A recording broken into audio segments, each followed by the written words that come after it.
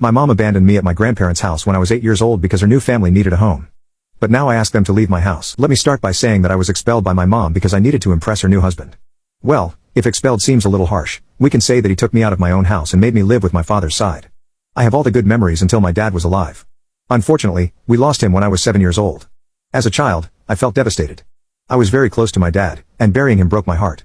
I remember that moment very clearly, and it saddens me to this day. While I was still processing the loss, my mom showed up with another man and insisted I call him dad. I was like, no way. I don't know if I was right or not, but it just didn't feel right calling him dad just a few months after my own father's death, which I now think was too quick of her. After that first encounter, I often found him in my mom's bedroom. It was hard to see how fast my mom had moved on. She didn't even wait a year before bringing my dad's replacement home. I wasn't ready to accept it. I had just turned 8 when they planned their beautiful wedding. They organized a pretty big wedding for their second marriage. It's none of my business anyway. She left me with my grandparents while she went on her honeymoon. A month passed, but she didn't show up. I kept asking my grandparents when mom would come to pick me up, but they had no answer. Then, all of a sudden, she showed up one day. I was so excited to see her after so long.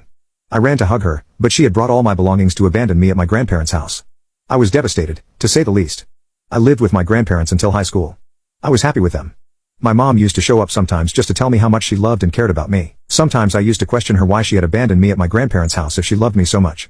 I had no answer. She would try to cover it up by saying, "Oh, your brothers are getting old. They need a hand to do the shopping and take out the garbage." It was much later when she admitted the real reason. She had given my room to her husband Bill's children. Mom's husband had 2 children who moved into our house with Bill after their wedding. Mom prioritized her new family over me.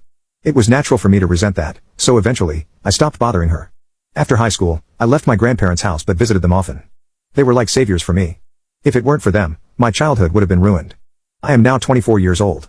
After working a year in marketing, I thought about starting my own business. I needed capital for that, so I thought about selling my house. Oh yes, I didn't mention it before. There is a surprise for mom and her loving family. Actually, the house they live in belongs to me. Yes, it is mine. My dad made a will on his deathbed and left me every last penny he had, including the house. I was a child when the lawyer read his will after his funeral, but from the expression on my mother's face, I can safely say that she did not like it at all. I later learned that she tried several times to annul the will, but she lost each time. My father had made a very precise will, establishing that the house would be mine, but I could only sell or rent it after I turned 21. Until then, no one could touch the property. Dad probably foresaw mom's plan, and that's why he made such a will. Otherwise, she could have manipulated me in my childhood to give her the house. Last month, I called mom to let her know about my house painting plan, but I couldn't find my calls. This week, when I went to see my mom, I told them I was planning to make some extra money with the house. They had a strange reaction. I asked them what was going on. They said she may have to face a lot of resistance to evict the house because mom's stepdaughter is pregnant with a teenager who has run away from her responsibilities. Plus, Bill has lost his full-time job and is working at a store in the afternoons, so they're basically in a bad financial situation. Now I really don't know what to do. I mean, I need that house too. Now I've given up my job and need capital to start my business. Update 1. As I said, my mom informed me that she and her family are going through a bad time, so they may not evict my house. I thought about letting mom know about my plan and giving them a few months to rebuild their lives. I was thinking of giving a month's notice before, but knowing their situation, I thought about giving 3 to 4 months.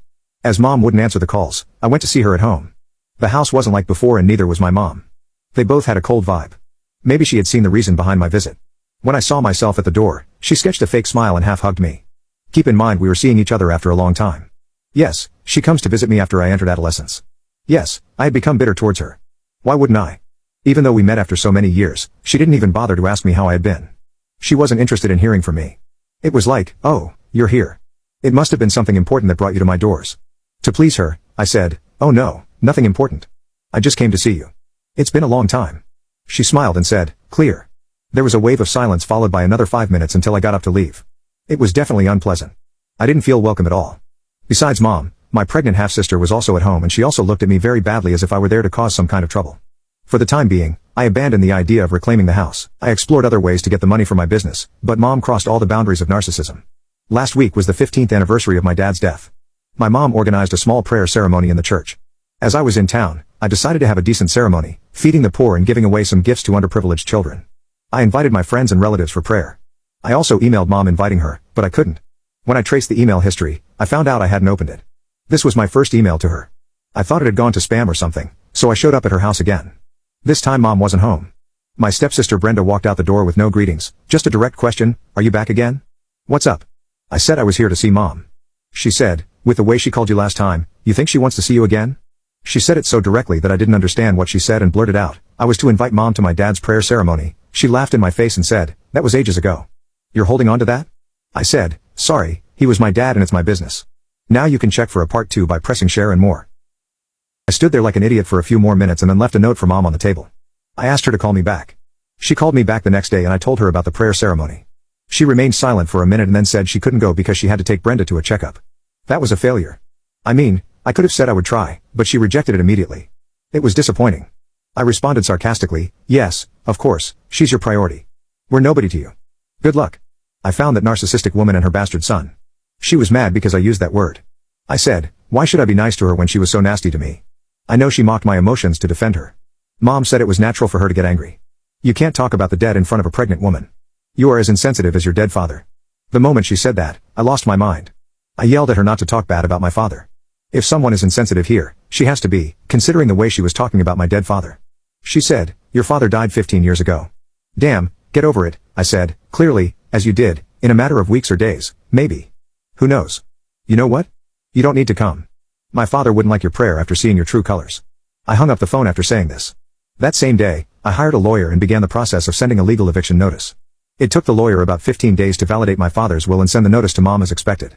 When the eviction notice came into her hands, she panicked.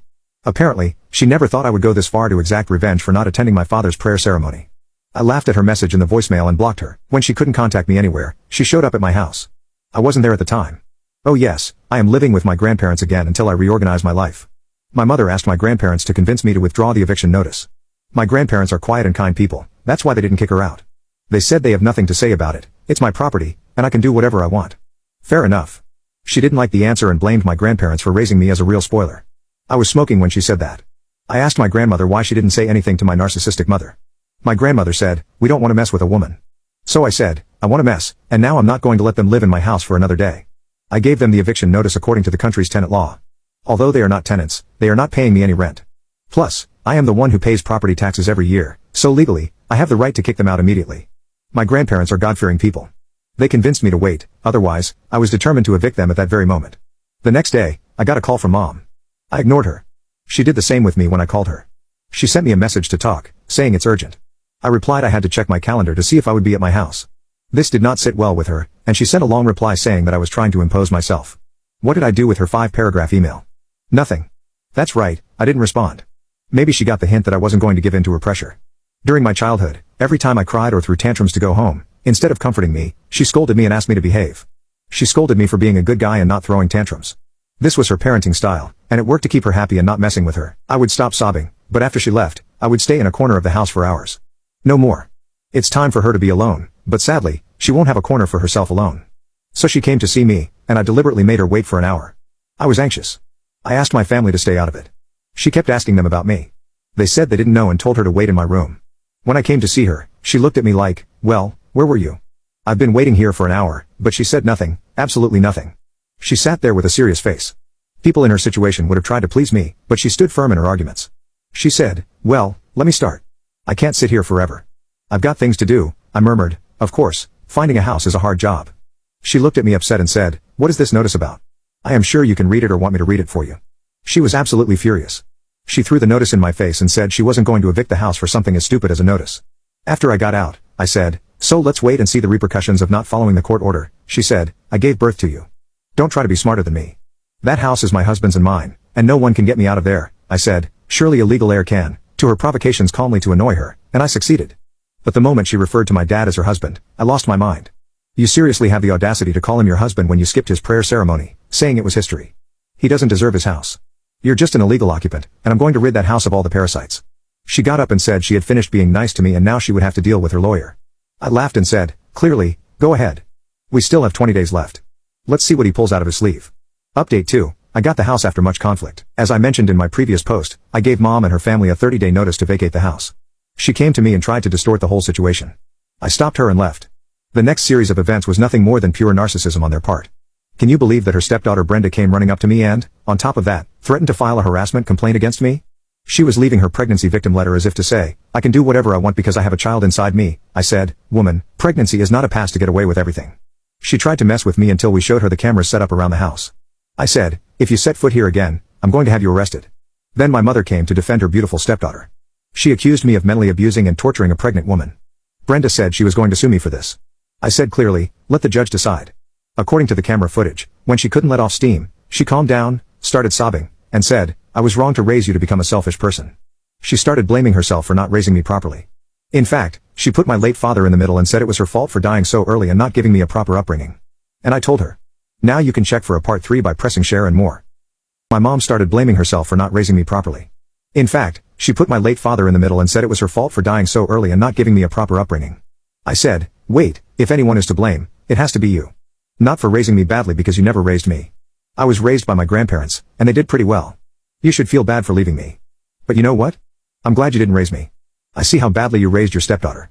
I touched on the subject of teenage pregnancy. I know I shouldn't have made a moral judgment, but at the moment of anger, I did it naturally. She was mad at me. I realized I had crossed the line and kept quiet. After that, I said I didn't want to keep talking. I just wanted to get my property back. I have allowed them to live there for free for so many years. Now I really need it. I tried to make her understand my situation, that I quit my job and needed money to start my business, so I would be renting the house. She was angry because I was kicking them out just to let other strangers live there. I said the other guys would pay me rent. If you agree to pay, you can live there. She was mad because I was putting money into family affairs. I said, there's no family here. You threw me out like trash and barely cared about me. My birthdays, Christmas, you just showed up, and when you did, you made me feel like you were doing me a favor. What kind of mother does that? A mother like you, right? She tried every means to manipulate me, emotional manipulation, making me feel guilty, and her usual fits of anger. When she understood that I was not giving in, she left. You guys are thinking they evicted the house after that? They didn't. Mom's husband still had to come on stage. That asshole sent a voice message saying, friend, you don't know who you're messing with. I can visit you and make you beg for your life. A slap in the face and you'll forget about the house. If you keep doing this, I'll knock you out. That guy is big and loves to show off. I don't know much about him, but my friends warned me not to mess with him. He's a bully. Of course, he is, but he's also a fool. He presented evidence against himself by threatening me via voicemail. I did not respond because I wanted someone older to take care of him, the police. On the alleged eviction day, I went to the police station and recorded a case of threats. I had solid evidence. My lawyer accompanied me to the police station and asked the police to accompany us to the eviction. Initially, they were not willing to come. They said, call us if they cause trouble, but we don't want to deal with the squatters on our own. Some cash helped convince them, and they accompanied us. When I got home with my lawyer, Mom, Bill, and Brenda started insulting us. Even her husband ended up with a field hockey stick. But as soon as they saw the police vehicle behind our car, they backtracked. The cops showed them the eviction notice and asked them to leave. They were so sure they weren't going to leave they didn't even pack their things. They asked the cops to give them a month longer. The cops looked at me, and I said, no way. After all these threats, they started using Brenda's pregnancy to get a few more days. But I stood firm and said, no. I got some strange looks from the cops, indicating that I was insensitive, but I was following the legal path, so no one had the right to give their opinion. Then they tried to negotiate to give them another day. I said, 3 hours from now. They looked at me with bitterness. Bill even tried to convince me with hateful eyes. The cops insisted on moving more packing and less looking. We all left after that. The cops asked them to hand over the keys to the police station from where I would pick them up. We had to pay the cops extra to make this easier, but it was completely worth it. Who wants to deal with those illegal occupants? My lawyer suggested that we apply for a restraining order on the property in case they would like to return and harass me or the tenants. I filed it, and the police gave them a copy of the restraining order and explained the consequences of violating it. The meanness in their faces was evident and end. I finally got the house and have put it up for rent. I hope to get a good deal and be able to start my business as soon as possible. Enough dealing with those despicable people. Update 3. After some time, I finally managed to find tenants for the house. It took me time because I had to do some repairs, but they were delighted with the place and signed the lease agreement smoothly. I thought that I had finally left behind all the problems related to the property, but it seems that things were not going to be so easy. A few days ago, I received a call from my new tenants. They were visibly distressed and informed me that someone was trying to force their way into the house. At first, I thought it was an attempted robbery, but when I arrived at the place, I was shocked. It was Bill, my mother's husband, who was trying to get the tenants out to take possession of the house. When I confronted him, he became aggressive and began to shout that the house belonged to him and that he had the right to live there. I tried to calm the situation and explain that he no longer had any rights over the property, who even had a restraining order from the house, but he refused to listen to reason. The situation was about to get out of control when neighbors arrived, alerted by the commotion, and called the police. The police officers arrived quickly and tried to mediate the situation. However, Bill became even more aggressive and began to insult the officers. Finally, when he tried to resist arrest, the police officers had to subdue him and arrest him for violent conduct, breaking down of private property, and non-compliance with the restraining order. It was a relief to see that the law was finally on my side without having to pay and that Bill would receive the consequences of his actions. The tenants were a little worried about everything, but they were also grateful for the police intervention and were able to continue living in the house without further interference. I know what he did is wrong, but with all the charges he has, I think things are going to be a little complicated for him. He has several charges, some where the police themselves are witnesses, so at least he's not going to bother us for a while. We'll see if he's such a bully when he spends time in jail. Update 4. My mother came to my house to talk to me and was lucky to find me because I've already found a cheap place to move to so as not to bother me anymore.